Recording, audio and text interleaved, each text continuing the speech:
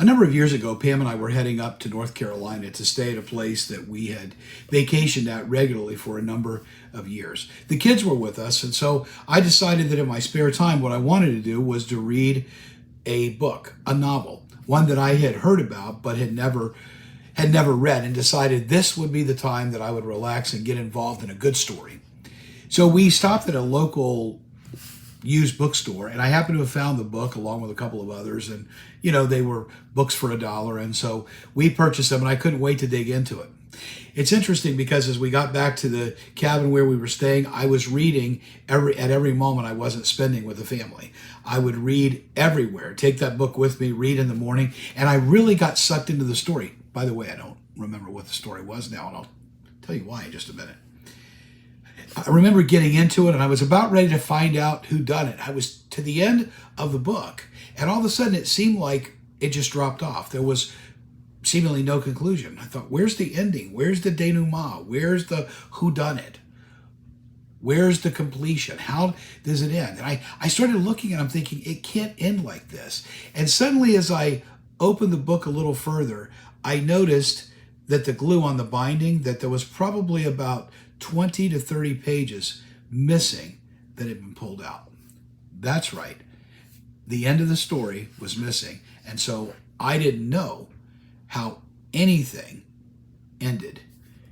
What happened with the characters, and actually who done it. It's a little frustrating, isn't it?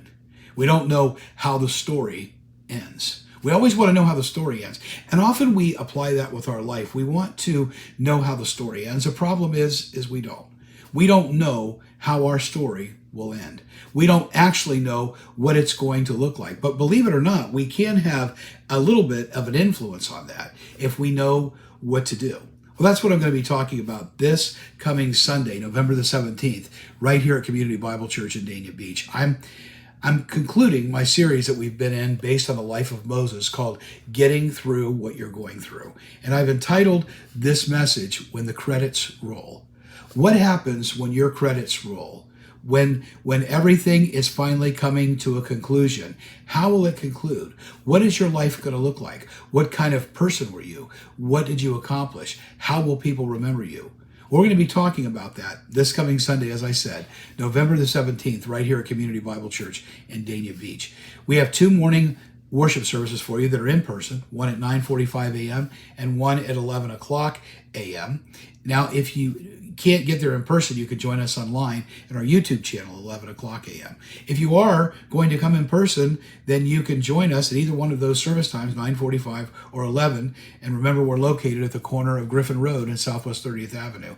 We're 1 mile west of I-95, 1 mile east of 441. And you can find us right there on the corner, 9:45 and 11 a.m. And if you can't join us in person, tune in online at 11 o'clock a.m. Eastern Standard Time on our YouTube channel. Or later on, you can watch the message on demand, whatever you choose. But if you're wondering what you can do so that when the credits roll, you would have made a difference, we're going to talk about it this coming Sunday. So join me as we conclude this entire series with the message, When the Credits Roll. We'll see you Sunday.